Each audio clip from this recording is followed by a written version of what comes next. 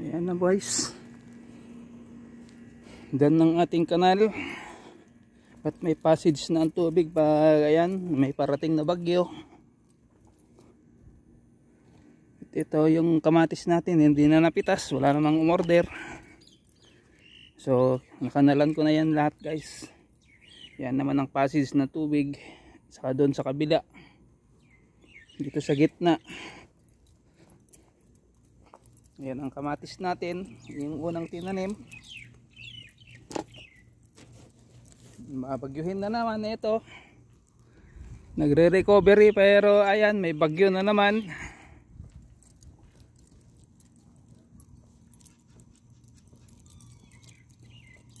Update ko lang sa inyo tong itsura niya ngayon. Hindi lang natin alam kung ano itsura niyan pagdating ng o pagkatapos ng mabagyo. Na sana naman may matitira kahit papaano ng ganyan, no? May mapipitas.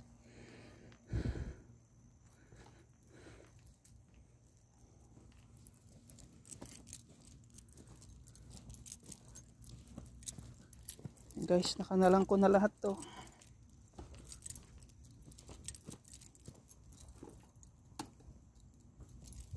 Yan. Nandiyan po umpisa na ngayong ulan.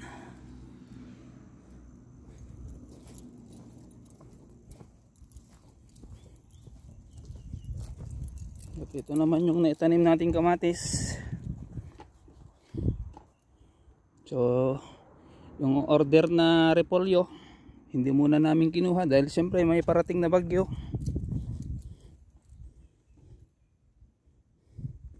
Ito wala pang tanim na repolyo, bali hanggang dito lang yung inabot dito. Yan, hanggang dun.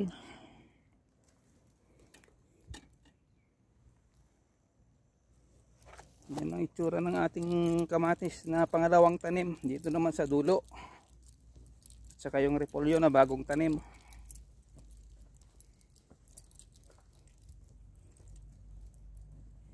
Hanggang doon guys.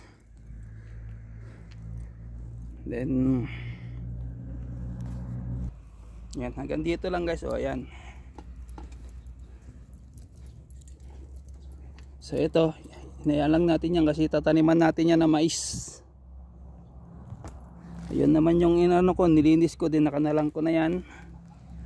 So dito lang namin guys nilalagay yan hanggang mabulok. Kasi bawal lang magsunog. Kailangan mo ng permit. Kailangan mo ng approval ng mga katabi mong mga ano yan, saka residential malapit sa mga kabahayan dito. Ayan may mga bahay. Reklamo sila sa usok. Hanggang dito guys yung tinanim. Ayan, dito niya tinanim, inunahan niya ako. Ang balak ko dito is yung hanggang doon, okra sana yan.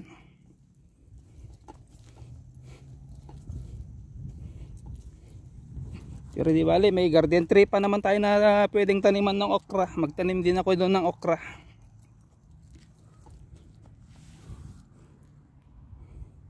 Ayan, hanggang dito yung tinanim guys. Dito niya tinanim sa gilid.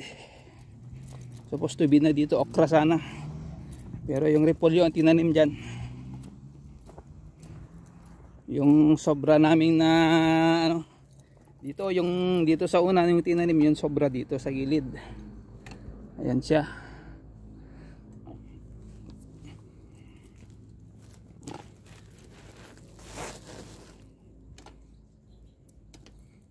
So dito naman sa bandarito medyo okay na yung repolyo, kaya lang siyempre ayan yung panayang ulan nawala na yung kanal. Pero pag nakaalis na yung bagyo na yan na parating, kasi mamayang gabi pa yan. Pero nandito na sa Taiwan yung bagyo na yan, nandyan na sa may Taitung, doon sa malapit sa Pinas. Yan ang kamatis natin. Ikiklip sanang ganyan kaso may bagyo kasi, baka yung pagkauga-uga niya maputol, kaya lang namin ganyan. Para pag tumumba man okay lang guys, ganyan tutumba lang na ganyan, okay lang yan guys, hindi mapuputol. Kasi yung i-clip kasi natin, yung pagkalakas ng hangin baka maputol. So hayaan lang muna natin ganyan na hopefully naman hindi na malakas pagdating dito sa amin. Pero ang sabi mga signal number 3 dito, it means na signal number 4 dyan sa Pinas, number 3 pa lang dito. So maabot dito ang signal hanggang 6.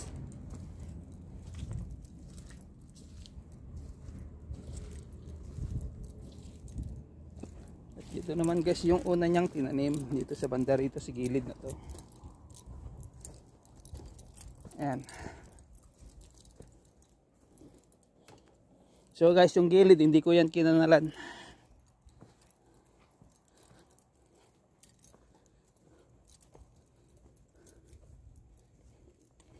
Saka na lang pag umalis na yung bagyo na yan na parating, saka natin kakanalan yung gilid, pa-final natin yan kasi tatanggalin natin yung mga ano dyan, oh, mga basura dyan. Sana nga guys, hindi na masira tong tanim natin. Kasi yan na nga lang yung tinira ni Karina eh. Yung nandyan sa likod, lahat yan nasira kay Karina yan kasi yan hindi pa na yan na-clip. Kasabay nitong itong dalawang linya na to hindi ko na-clip noon.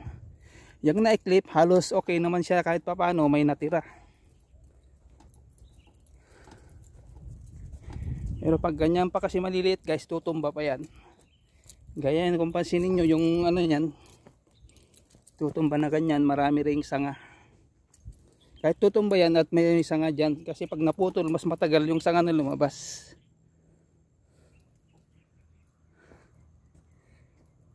Ayan guys, na sana nga papalarin na hindi masira sa bagyo. Si bagyong Julian, kalimutan ko lang yung international name niya kasi. Ayan o, kamatis natin dyan. Imbis na maybe within 1 week o 10 days may mga ano yan, palabas na mga bulaklak sana yung kamatis na yan. Kasi pansinin nyo guys, yung iba is may sanga na siya. It means pag may unang sanga yan, it means na mamumulaklak na yan. Gaya nito guys, oh. 1, 2, 3, 4 yung ano yan. Ayan na guys, oh, yung bulaklak niya, ayan. Yun oh. Ito yung nasa kamay ko na to, bulaklak yan guys. Yan. Ganyan, pag may sanga na yan palabas, mamubulaklak na yan guys ang kamatis. Hanggang dun. Bali ito yung unang tinanim, ito sabi ko nga sa inyo, within 1 week may makikita na sana tayo dyan bulaklak. Pero ayan nga, babagyuhin. Hopefully nga hindi siya masisira lahat. Ayan, paumpisa na yung kanyang ano, may paambon-ambon na sa kahangin. Kasi kapapasok pa lang dito sa territory ng Taiwan, no, nandyan sa Taitung City, sa Taitung Country, dyan sa dulo, malapit sa Kaohsiung. Kasi sa side ng Taiwan ang daan niya, dyan sa Taitung yung gilid. Yan yung mga sobra nating kamatis guys, andyan lang. Kaya minadali naming tinanim guys, kasi gaya nung una, etong ano, walang tanim, yun lang ang may tanim. Ang calamity namin is half lang, 3K lang, supposed to be na 5 o 6K, kasi hindi to kumpleto na taniman.